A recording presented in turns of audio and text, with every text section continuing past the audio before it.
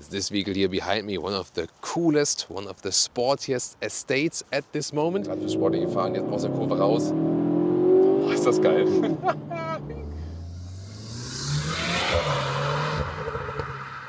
This video is about the Cupra Leon facelift, and no matter if you're interested in the hatch or the estate version, and also no matter if you're interested in the normal version or this top sporty version here of the Leon, will tell you all about it you need to know.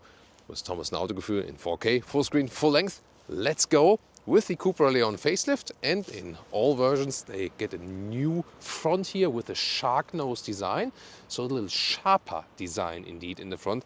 It's actually pretty cool. Sporty look even for a base model. This here, however, is the VZ model, the top sporty version, 333 horsepower, soon more to the performance figures. You now get new lights as well with a new design, this Triforce design, gain-on style, you know, Zelda stuff and so on. That's what, you know, I always think about it when I see this 3-dot structure. Also, when you hit the turning indicators, it replaces this one here in the front, or also the hazard lights. And matrix LED you can also get, and it's standard here for this VZ Extreme version, which is the top trim version for you today in glacier white here, by the way. So this white color, which then of course has a greater contrast here to the shiny gray parts we see all over the vehicle. The length here for the Sportstourer or the Estate is 4.66 m or 183 inches. You can also get the Cupra Leon hatch, which is then 26 centimeters or 10 inches shorter. It's just the overhang though, because the wheelbase for both is the same. That's why they will also have the same legroom in the rear. It's also a very interesting aspect for sure. But I mean, if you think about sporty driving, especially since the engine obviously is in the front, it's maybe not a bad thing when you have a little bit more weight in the rear here also with the Sportstourer. Then you also can get performance brakes. They are also standard here for this VZ Extreme version.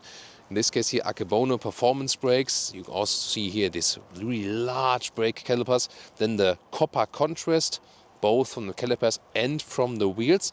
18 or 19-inch wheels. And once again, here in the top version, 19-inch wheels are already standard.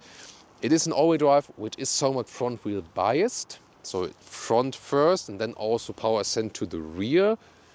But then this one here, now with the facelift, also gets a torque split, like you know, for example, from the Golf R. So you can also send more power to the curved outer wheel. It even features a drift mode, which you can use on like a closed circuit and so on, or maybe like if you have like an area like this here, and which is maybe then wet or full of snow or something, then you can also use the drift mode that even, you know, extends this function, that more torque is sent to the rear and then onto the outer wheel and so on. Of course, nothing like for public roads and so on. Then the new design also for the rear, which is pretty cool because the light strip goes through here. It almost looks like a small Audi here now, don't you think so?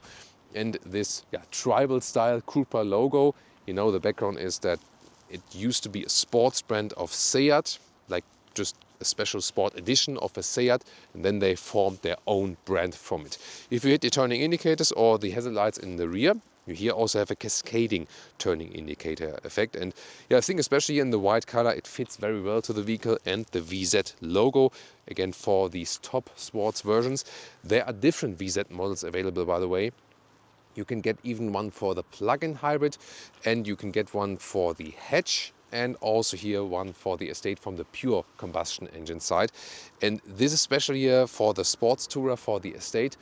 Only the Estate gets the highest horsepower figure together with the all-wheel drive that is not available in the Cupra Leon hatch. So that's like a specific thing. And we can take a look under the hood. So basically you would start with 1.5 TSI. That one then is also the basis for the plug-in hybrid model. You have a 2-liter TDI and you have a 2-liter TSI in different horsepower specs, and then with some 300 horsepower for the hatch. But here in the Estate you can get the 333 horsepower version, 4.8 seconds in the acceleration figure. All-wheel drive then also for this model, as I said, explained before, and then also with the torque split. So that's the most fun vehicle you can get. And yeah, you've maybe already seen this very short snippet there in the front. You can have so much fun with this vehicle, and especially since we lately driven so many electric vehicles, and I mean, they're great in performance when you accelerate straight. But this one is also, you know, to use in the corners and so on, and you just feel that you're driving with less weight than with the modern electric vehicles. So this is, I can already tell you so far, a true fun machine.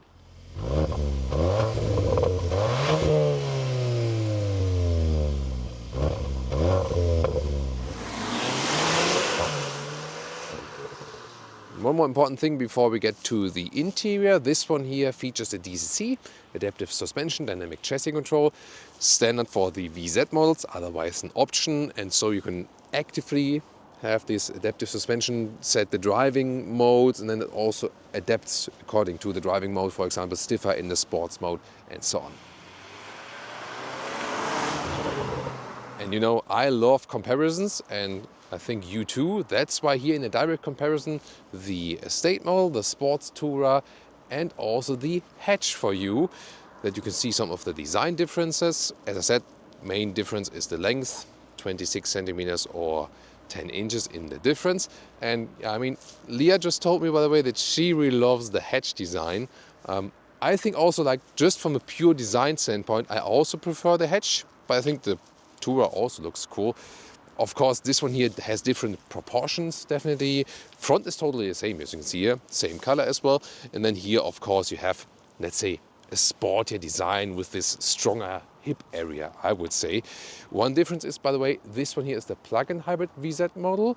You can, of course, pick also the pure combustion engine VZ model for the hatch, but this one just happens to be the plug-in hybrid.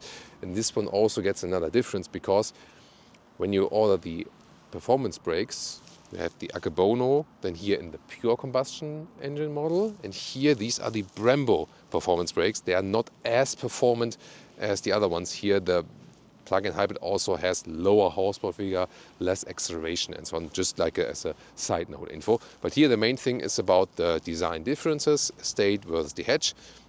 Same wheelbase and just this shorter overhang here. Yeah, I think this one here probably design-wise works even better. And in the rear they are quite similar again, both hatch and estate, just that in this instance here, because it's a plug-in hybrid model, this one does have the fake exhaust. So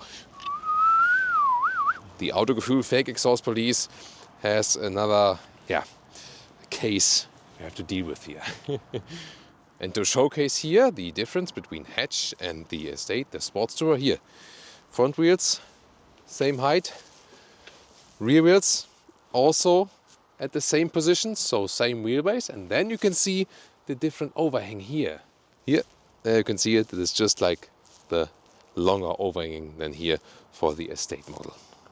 When we now get to the interior, let me give you a small introduction, because I want you to take a look at the user interface, especially because recently we've been testing so many all-new vehicles, new EVs, that really are somewhat complicated in the user interface. And now you get to a vehicle which has an older basis, an older platform, and you suddenly see, wait a minute, honestly, that was so much better and so much easier to control. So look out for these features, very interesting, definitely. Then, key fob here, this is high gloss black.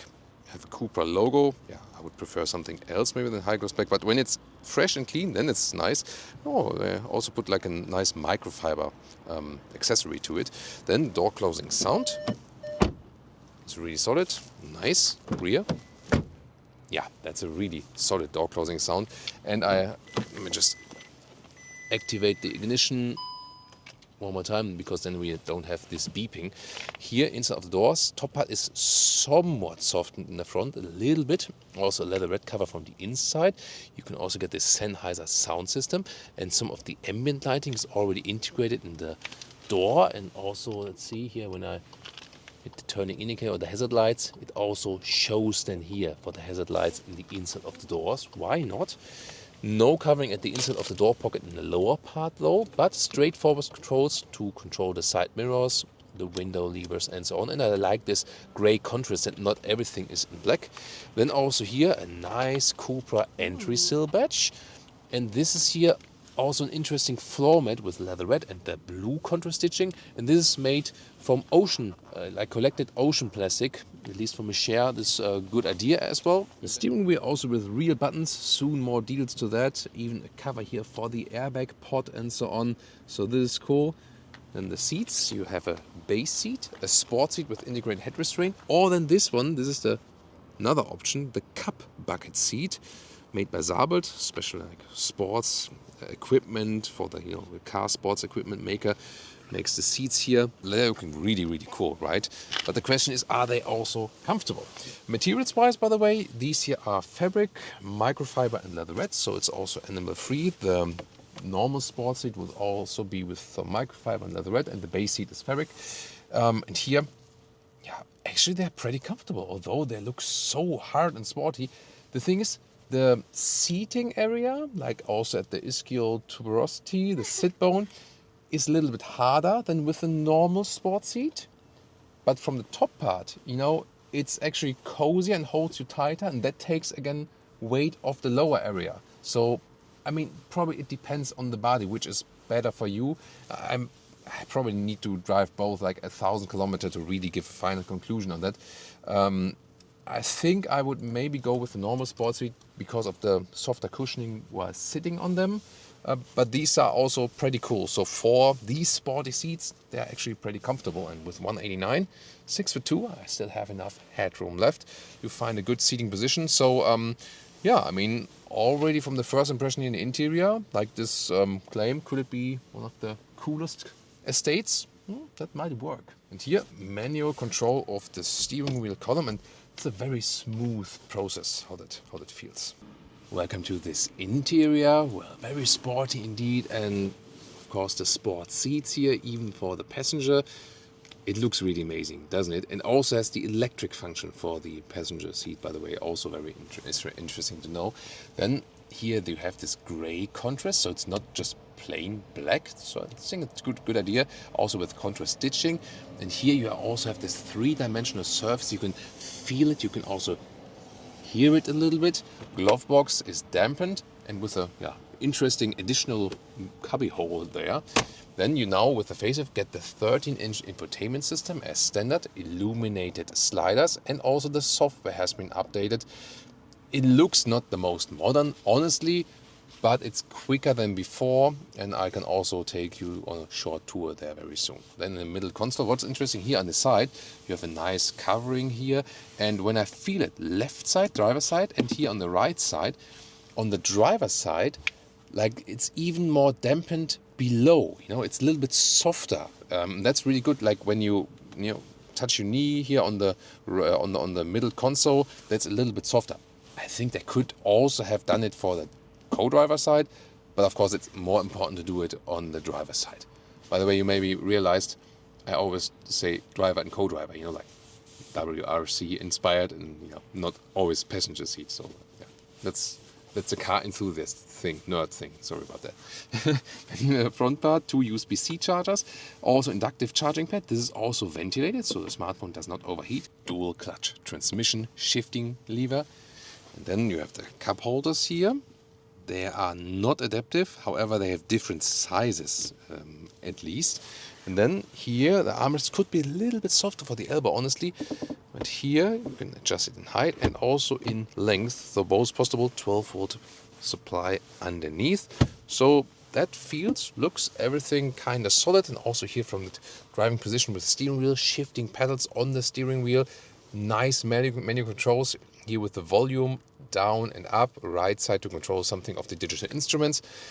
It's an airbag cover, they also thought of that. And also, to me important, 2 important buttons, one for the driving modes and one to start up the vehicle or shut it down again. Driver POV, right side to control the digital instruments, left side here for the volume, for example, and the cruise control.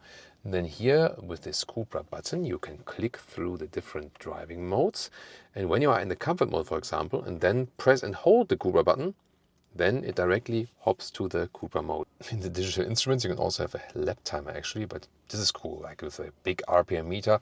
But you can also switch to this view. This is also nice, or then this, whatever you prefer. And with the main infotainment, the main thing to me is the climate unit. You have these sliders here, and it's good to have the sliders. They're also illuminated instead of just doing something in the infotainment system. Gotta say though that once they didn't respond, then I restarted the vehicle again, like the infotainment system, press and hold here for a longer time, and then it was working again. The software itself is good now. It's actually quicker than before. It could look better.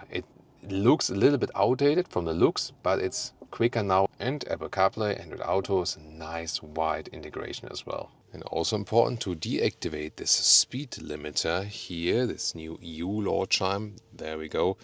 This is a nice shortcut to deactivate that. Well, I can tell you who is looking good in these seats. Leah defo does. We're also listening to the sound system, and I think it's decent. Very bass heavy, very intense from the bass. I think we've heard better ones, also worse ones. I would say it's not the most special, but decent, this level. Inside of the rear doors, hard pack here on the top part. Then we have nice structure right here and here. No covering at the inside of the doors. And then if you have these cup bucket seats, you also have the fabric in the same styling in the rear seats right here. And actually fairly comfortable. Middle part, cup holders, they're not adaptive though.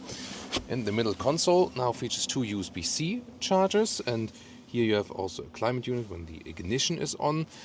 And when you sit behind these cup bucket seats, the legroom is still fine here, because it would be almost the same like with the normal sport seats. Since this one here, the Leon, no matter if you go for the hatch or the estate, you always have the longer wheelbase version of this platform. Whereas the Audi A3 and the VW Golf as the hatch have the shorter wheelbase. Here the Cupra, both the Octavia and also the Golf variant have the longer wheelbase version each. And that's why I can also sit here as a tall adult behind another tall adult. Difference, of course, here with the cup bucket seats is that here we have the carbon fiber, which looks amazing from the rear, but it's of course then harder for the knees when you like extend your legs a little bit. So there, the normal 2 seats, the base seat and also the standard sport seats, just have a softer back part there. But you have space here, and here then for your headroom is also fitting for tall adults for 189, 6'2", no problem. Quick comparison here, sitting in the hatch model and also with the normal sport seats. Here, first of all, headroom also works for tall people in the rear. And you can see, no matter if you go for the bucket seats or the normal sport seats, and hatch or estate is almost always the same legroom. Now to the trunk or the boot, which is at 620 liters. Let's take a look at that. And first of all, here with the facelift, you might wonder like, where can I open that? And you don't find anything until you really know it's here now, like the right tail lamp underneath, there is it. And you can of course also use the key fob, also kicking sensor. Then here, the cover, press once, slides backward. You can also fold it up. And there's also here this net for the doggos. It's also possible. And then here, this one also fits underneath vertically, no problem. The width here between the wheel arches is 1 meter or 40 inches. In the wheel arches a little bit more space, and the length here of the estate, the Sportstourer, also more than 1 meter or 40 inches in the normal length. And the height, very important. Here of course then at 67 centimeters or 26 inches. Underneath there's even more space. Look at that, there's the subwoofer. Of course, if you would not have the subwoofer, there can be like a replacement tire, or there are also these, you maybe know these special replacement tires which can be put around the subwoofer, also possible. Here on the left side it's very interesting. This is here a real power socket in the trunk, and this one here, pressing, then you have like this semi-automatic towing hook, like this. I can press it again, and then I can fold it in again like this. And of course, really nice for the estate here, the remote release, right and left. So this is perfectly usable. So yeah, one of the best compact estates trunks overall, I feel. And then here is more than 1 meters 80 or 71 inches in the total length. So this is really excellent. So what else can you wish more as for the trunk flexibility, or what's your take on that? Cupra mode. Ooh.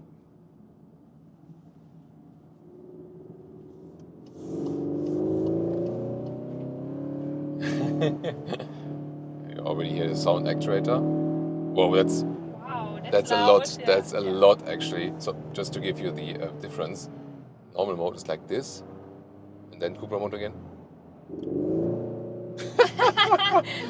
Okay, and then some acceleration, 60 to 100.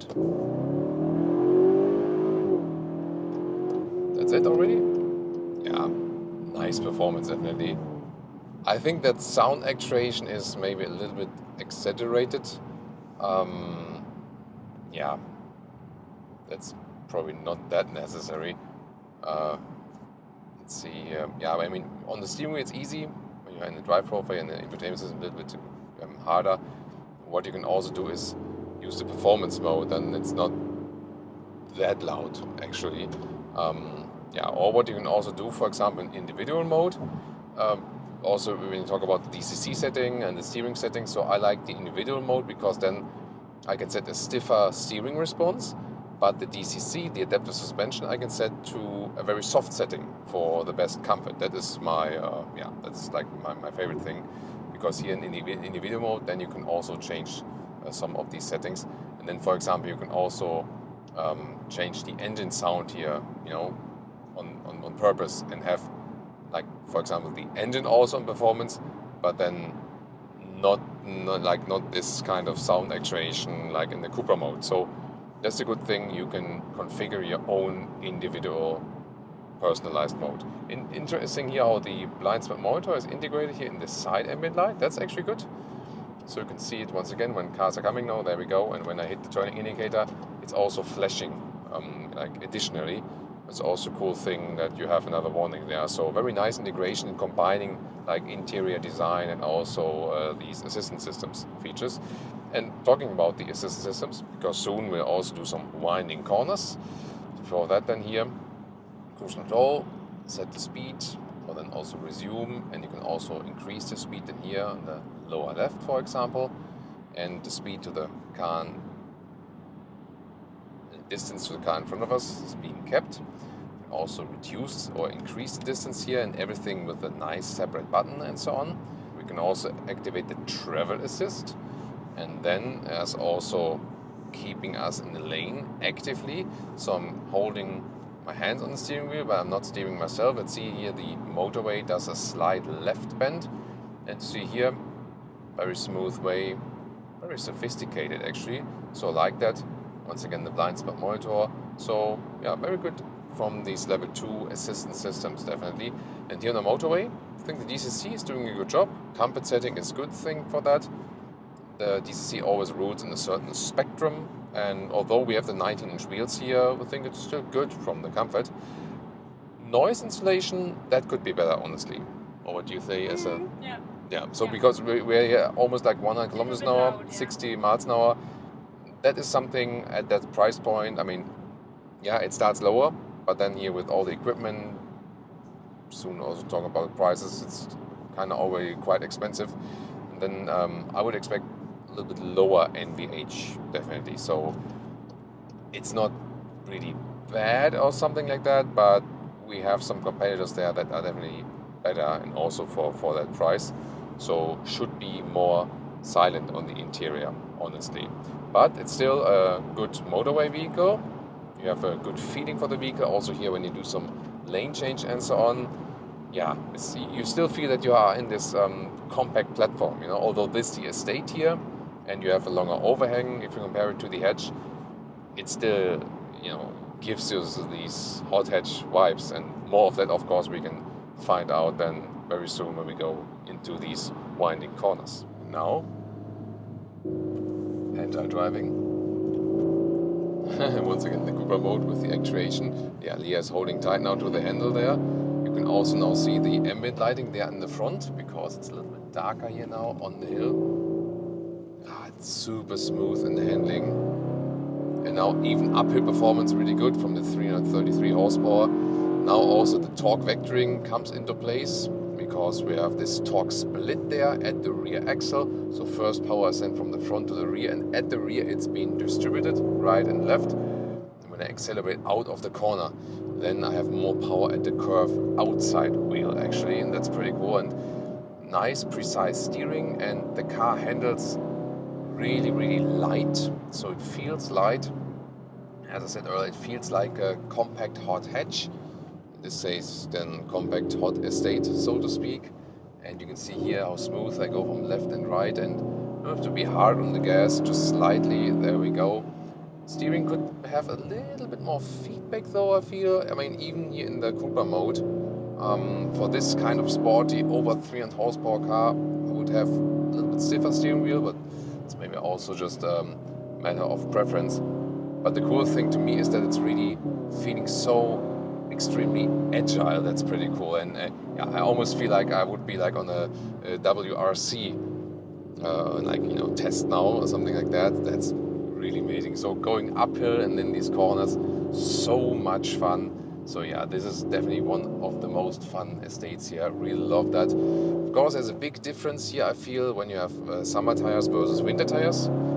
Here now in our winter test, we do have winter tires on this vehicle here, and they are of course not that good in the performance and the grip than the summer tires we had, on these vehicles here in summertime. So that is something I would say you feel the biggest difference. Also, the suspension here in the Cupra mode or in the sporty mode does a good job, accelerating out here one more time, 100 kilometers an hour.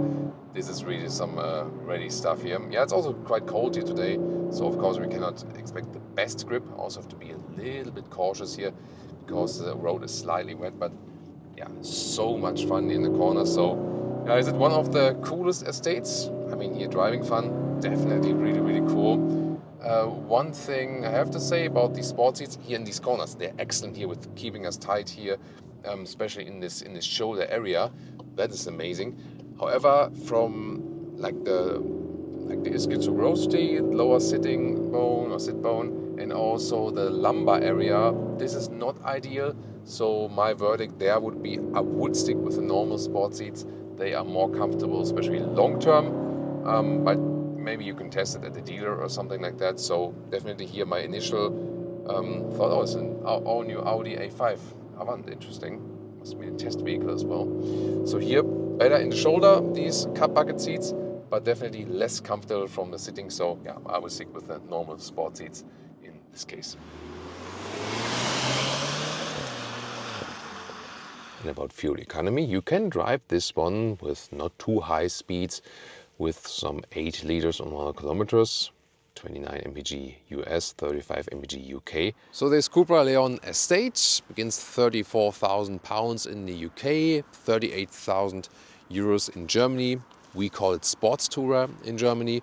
It's not a German word, but this abbreviation, some of the SP is also used. Then again, some use the ST as abbreviation. So there are different namings out there according to the markets. And as it stands here right now, remember this is the 333 horsepower trim, then the VZ is combined with that, and also the Extreme trim, which then features the performance brakes, also the bucket seats on the interior, so everything full packed, plus maybe the towing hook, which is still an extra. Then you land at 64,000 euros, which is kind of hefty, very expensive. Yeah, one of the most expensive Cupras you can buy. But I can really say, in this case, it's kind of worth it because it's so much fun. You know, you get everything in it. About the bucket seats, I love them from the shoulder part, but I would get for the better seating depth, I would get the normal sport seats for more comfort, so maybe not go for the extreme version. But I had so much fun driving this one, and it is a compact estate. Yeah, there may be like larger estates which are better on the motorway and the German Autobahn, like an Audi RS6, which is also like a dream estate and so on. But this one, because it is still on this compact platform, is lighter and so cool to put it in the corners that I really loved the driving experience. I hope you enjoyed it as well. Tell me your feedback about this vehicle, and we have, of course, more Cupra content here for you, like the Formentor.